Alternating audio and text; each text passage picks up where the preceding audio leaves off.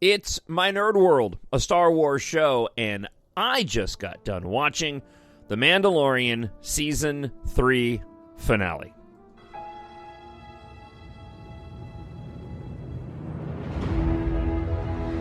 Nothing will stand in our way. I find your lack of faith disturbing. I will finish what you started. Who are you? I'm no one. There are stories about what happened. It's true. All of it. The Force. It's calling to you.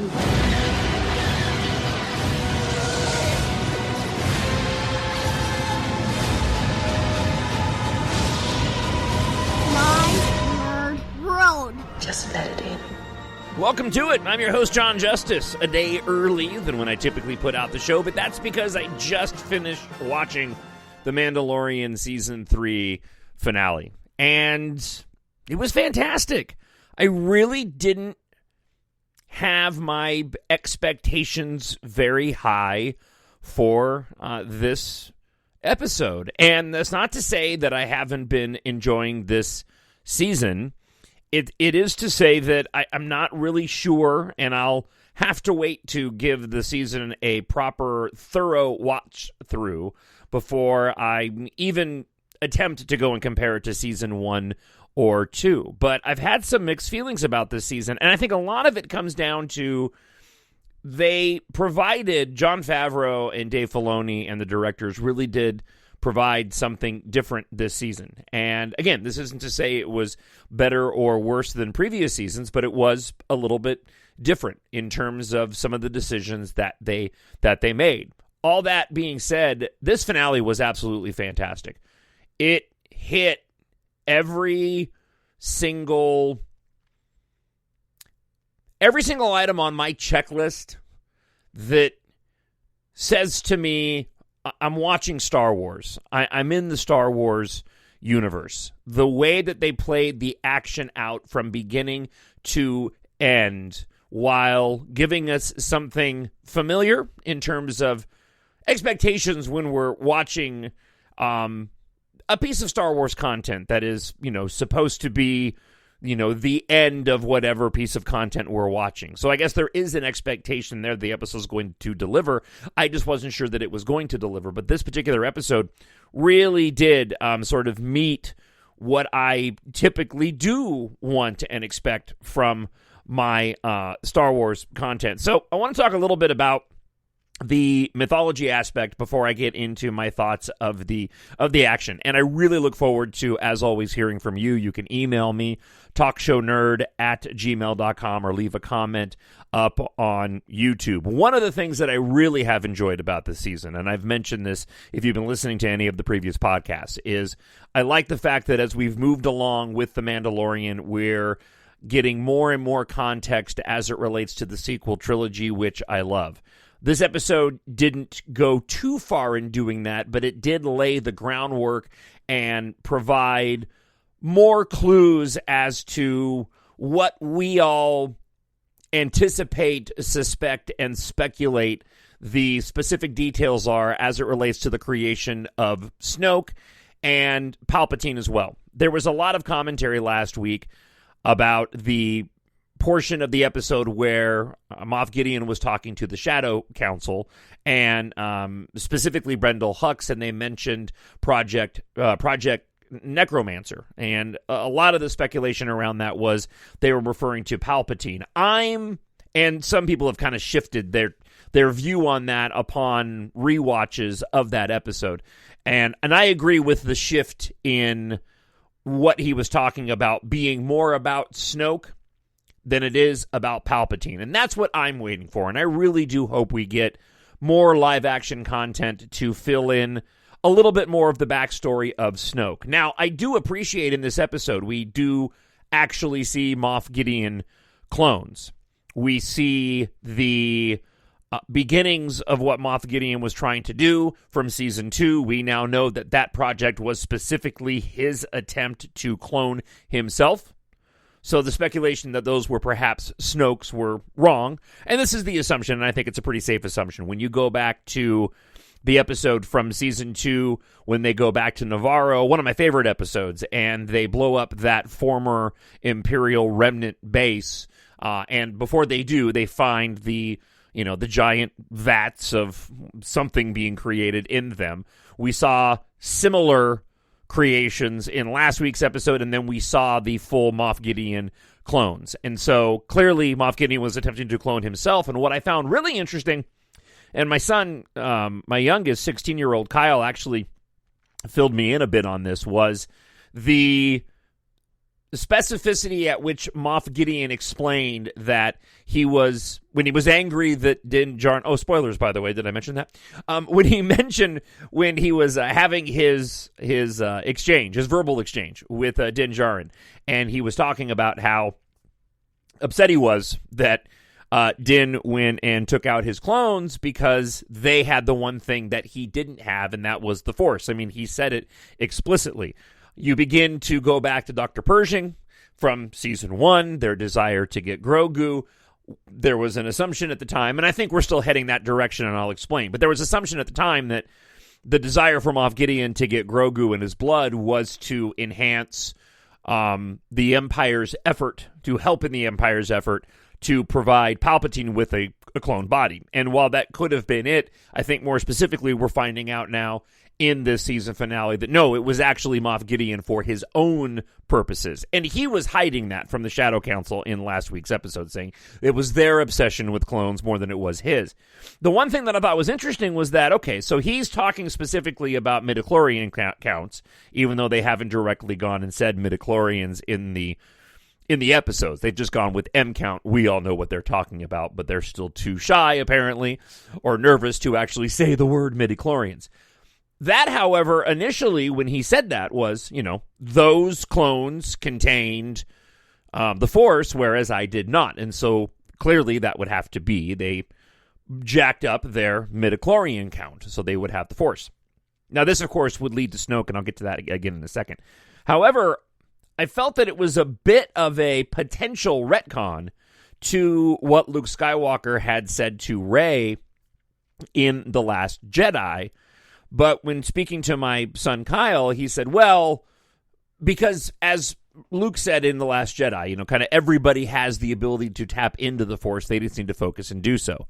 We do have it established, however, and this is what Kyle reminded me of, that some individuals have a higher midichlorian count than others. So clearly a higher midichlorian count would give you the ability to more readily tap into the Force than somebody who has a lower midichlorian count. So that makes more sense, and I'm glad that he mentioned that, because in my head I wasn't reconciling that.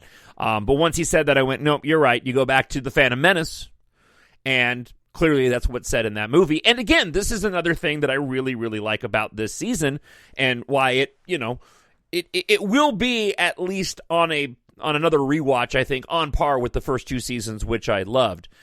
Just apart from that one episode, but even again, on a rewatch of the episode that I was most critical of, it's not nearly as bad as I thought. But The Mandalorian has not only made connections to the future, but it's also made connections to the past. And I didn't talk about this much last week, but I really have been enjoying the callbacks, and callbacks aren't the right word. I mean, we're living in the Star Wars universe, so I think it's probably more appropriate to say references. The references to past Star Wars content, and specifically the prequels, which I also love.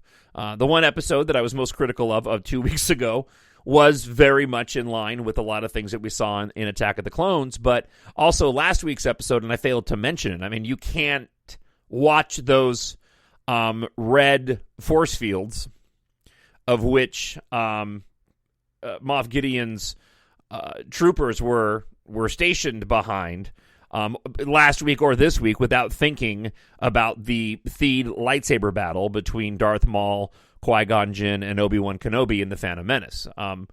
And I like that, too, because I remember when The Phantom Menace came out, the force fields that kept Obi-Wan from engaging in the fight with Darth Maul and Qui-Gon Jinn, which ultimately, spoiler alert, cost Qui-Gon Jinn his life. There was a bit of head-scratching of what is the intention of those force fields, and while we didn't get like an explanation specifically as to what the intention was of those force fields, I believe in canon it had something to do with the energy being let out at certain intervals as it related to the Theed reactor. I believe that's something of what they said in canon. That didn't seem to be the case with the stronghold that Moff Gideon had on Mandalore, but be that as it may, the fact that we saw them in another location adds to their legitimacy, and so I really appreciated that reference back to the prequel trilogy. Now, again, getting back to the mythology of it all, I like the fact now that we're seeing, all right, now we've got a bit of an explanation if we want to fill in our headcanon with why they ended up creating Snoke. Snoke ends up being essentially an avatar, for lack of a better word, while Palpatine is waiting for a new body to put himself into, and perhaps, and hopefully we'll see this in some live-action content, we will eventually see a storyline that will explain further the creation of Snoke and the increase in midichlorians in him, which provided him the opportunity to have the Force. So from that aspect, I thought it was great. The return again of the Praetorian Guards using very similar weapons to what we saw of Snoke's Praetorian Guards. I clearly were heading that way. And I gotta say, Moff Gideon and his full outfit, while I'm glad to have seen him dead, because I don't think it would have been pretty lame to get out of this particular episode again with Moff Gideon getting away. His whole Dark Trooper outfit with the helmet was awesome. And the boss fight between Din Djarin and him, and then having Bo-Katan come in, and the fact they had to work together to take him out, absolutely 100% worked. And he was menacing. It's one of the first characters in a long time that I'm going, I really want my Vintage Series and Black Series action figure of that Moff Gideon character, because I just thought the design work of the helmet, the armor in and of itself was absolutely spectacular. And that being said, I also thought his troopers were cool too. The art direction in this season has been just amazing. So, I mean, hat tip on that front. Getting to the action in and of itself, that was cool. I was expecting something more of a traditional vehicle fight that we've seen in, previous episodes of The Mandalorian, or certainly in other Star Wars live-action content. And it was nice to see that when we got a little bit of action when it came to the fighters and the interceptors, the focus of all the action was the Mandalorians in flight versus Din Djarin's troopers. And while we've seen that executed in animated form, I thought they did a fantastic job of bringing that to life in live action. And it was one of the few moments in a while where I'm watching this going, wow, we are really seeing something new in live action that we haven't seen before. Now, of course, we've seen the Mandalorians use their jetpacks and be in battles, but to see something on that scale and having sort of the traditional face-off of what would typically be, spaceships coming at each other, seeing now, two opposing factions flying with jetpacks facing off against each other. I just thought that was something unique and different in live action, and I loved every single minute of it. And there were some really cool callbacks, too. You may not have picked up on it, but on a rewatch, if you pay attention to when the armorer, and I'm glad she wasn't a spy. I had the chuckle because everybody thought she was going to be a spy, and even I was thinking there was a possibility she was going to be a spy. And she obviously wasn't, and I'm glad that she wasn't. But there's a moment when the Mandalorian fleet is entering into the through the clouds from the upper atmosphere, coming down to assist in the battle, raging down on the ground. When they come in, there is a shot of the vehicles as they pass by camera and they bank left and they go down. That is a very, very typical Star Wars shot that you get in a lot of different movies and TV shows and animation as well.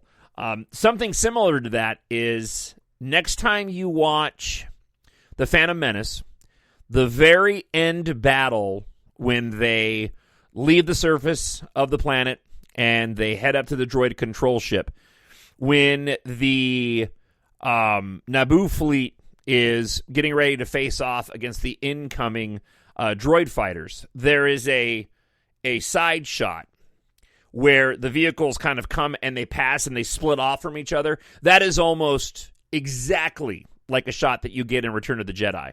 And so this was very similar in this Mandalorian episode of these ships coming in. As a matter of fact, it mirrors, and why it was top of mind was because I watched The Force Awakens the other day.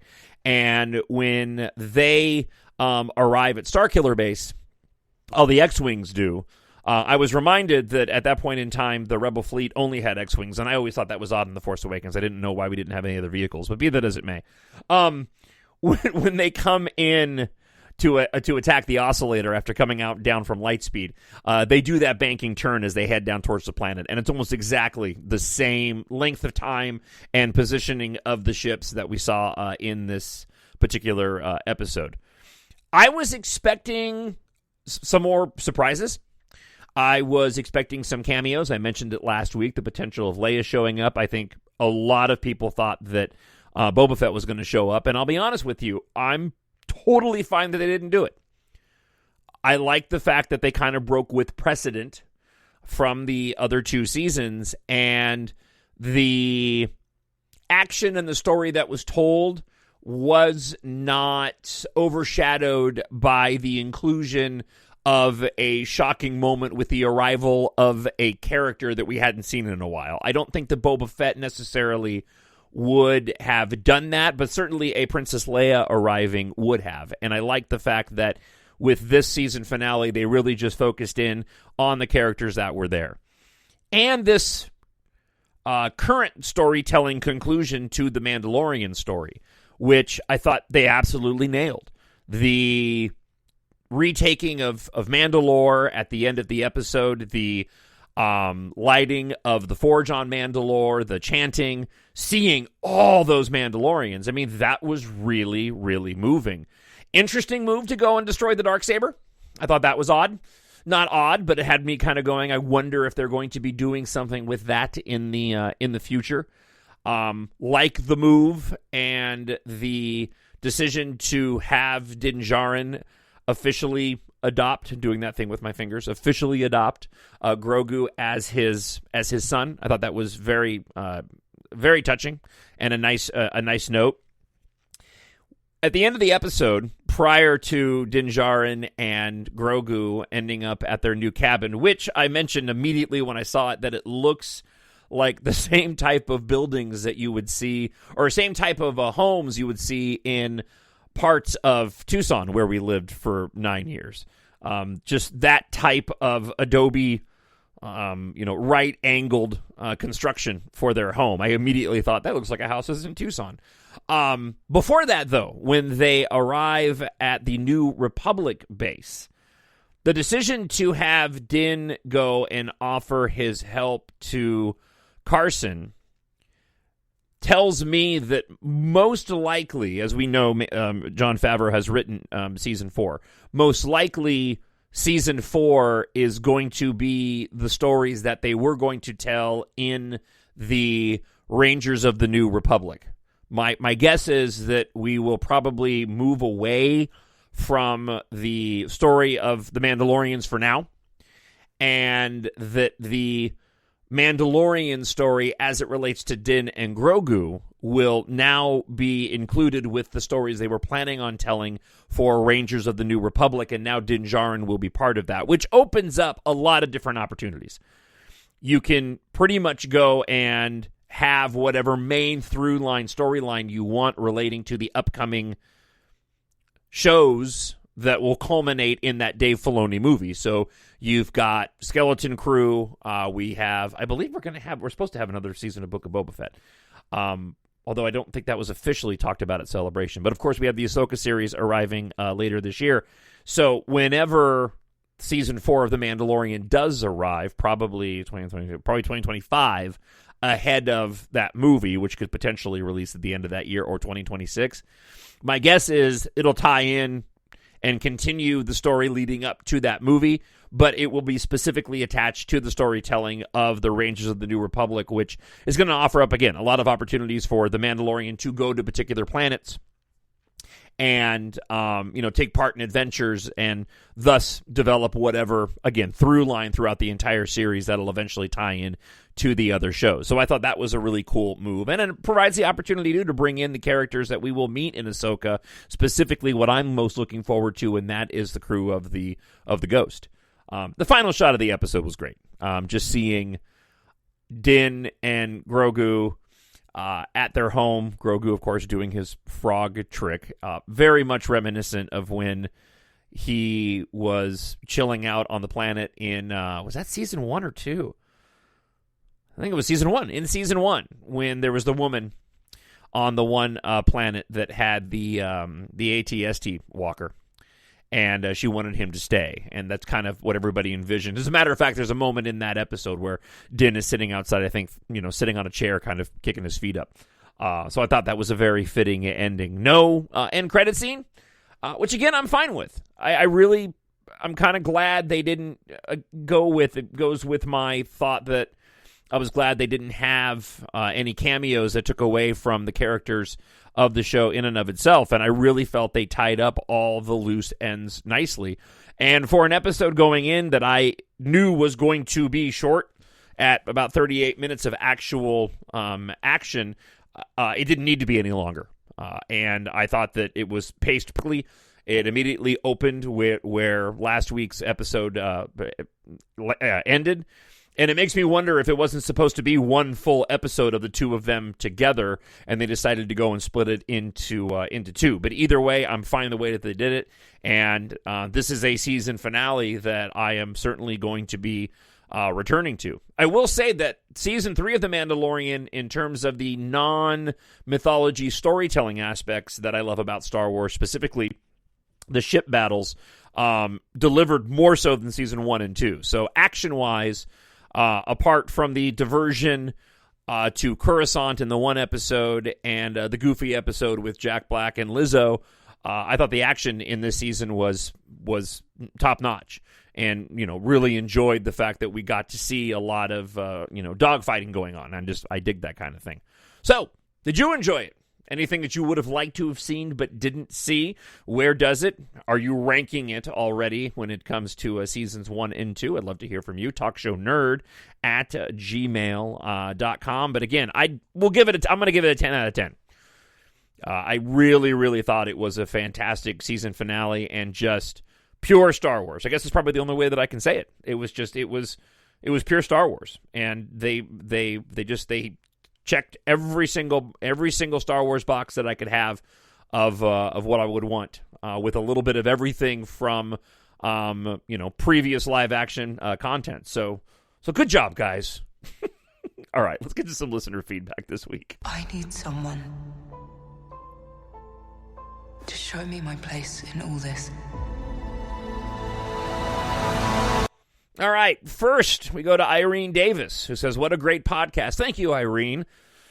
John, I could hear the uplift in you, in reference to last week's episode, almost as though a switch had been flipped. So I'm back.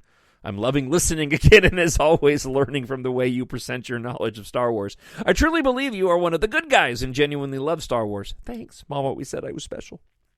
I think I have been on this journey with you for 4 years, and I've learned so much content and finer points. This episode, you have excelled yourself once again and talk what we term in the UK as shop, LOL, with understated elegance. Wow. I don't think I've ever had elegance used to describe me in any way, shape, or form before, but I will take it. Pinkies up. So, here is to many more, and now I will watch Season 3 of The Mandalorian, LOL. Thank you. And now I just want to have a Guinness, just because you mentioned the UK, and I love me some Guinness. All right, JC Val 93 writes, Episode 7 of Mando was a home run for sure, made up for the frivolity of certain scenes in Episode 6. I agree. I'm looking forward to the conclusion of the season. As for the announcement of the new films, I think a well-written script to any film, but especially with a Star Wars film, I really like to see both Poe and Finn return, and I think without those two characters, the film would not be as good. And I know that Oscar and John have stated they would like it to move on, but with their characters, I think with a phenomenal script and a paycheck, of course, I don't see why they couldn't be brought back many times. An actor will say they play a certain character again, but we know how it works out. You can say Connery and, of course, Harrison Ford and Mark Hamill. I also recently rewatched the Obi-Wan series, and I have to admit on the second rewatch, I wasn't as bothered as the first time regarding the production design and some of the scenes. Keep up the good work. Yeah, I'm going to have to give Obi-Wan Kenobi a proper rewatch. Which probably will not come as a surprise to most of you who listen to the show. But my view of things often gets tainted by other things that are going on in my life. So I am curious if when Obi-Wan Kenobi came out, if maybe my headspace wasn't nearly as willing to accept what I was seeing as it was the first time. So I think that's going to be next on my list. Right now I'm doing another rewatch of the sequel trilogy. Like I said, I watched Force Awakens last week, and man, I had such a good time. I've had some distance on actually watching the sequels in a while. I haven't watched them in, I don't know, probably about a month or so. Maybe a little bit longer than that. And, just to sit down and just put all the distractions away and just watch it, and it's just such a fun movie. So, thank you. JC Val 93, I appreciate it.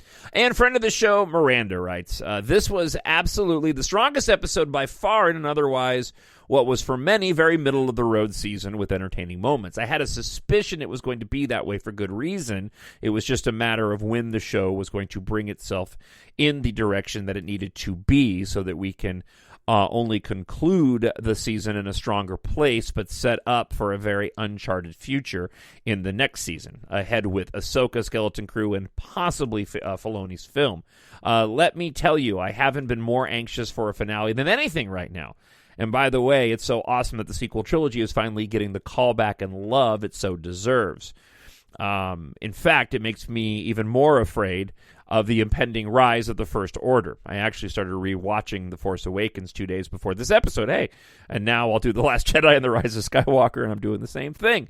Oh, and how a wizard were those Praetorian guards. Yeah, I mean, and again, I love those connections. And thank you, Miranda. I really do.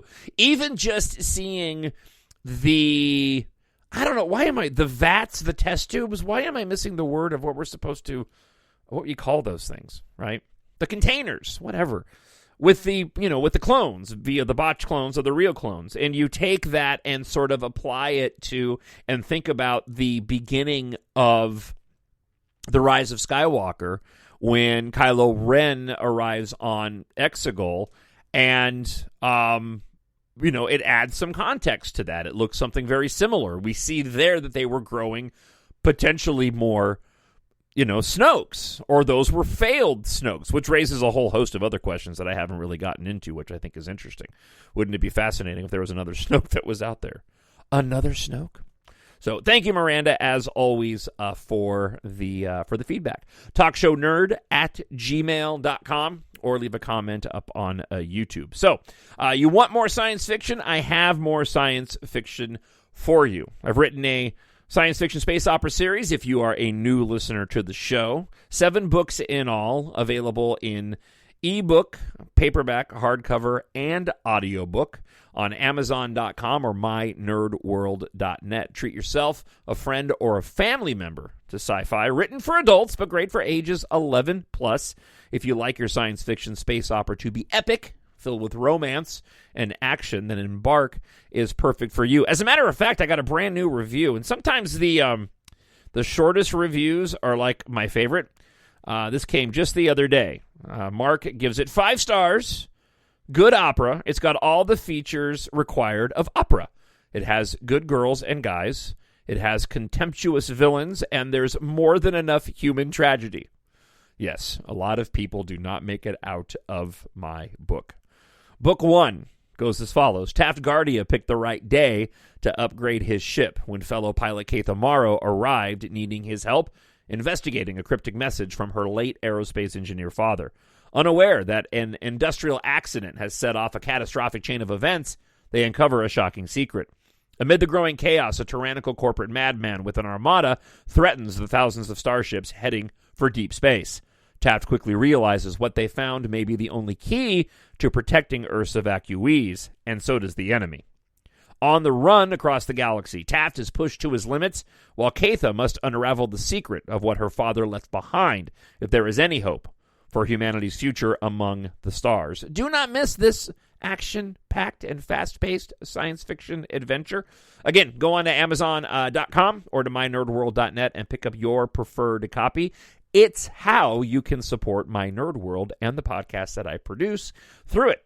Also, if you happen to be a Depeche Mode fan, you can check out my Depeche Mode podcast. That usually comes out every Thursday as well. As always, thank you so much for checking out this week's episode. We will see what next week brings and what the week brings in terms of Star Wars news. I will have it for you. Remember to subscribe on YouTube if you're not already. Click the bell and subscribe so you get notified whenever a new video pops up. And, of course, subscribe if you happen to be listening on podcast as well. Thank you so much. Have yourself a fantastic week. As always, I hope wherever you are happy, you are healthy, and you are safe. God bless, and we'll talk to you next week. The Force will be with you, always. My Nerd World.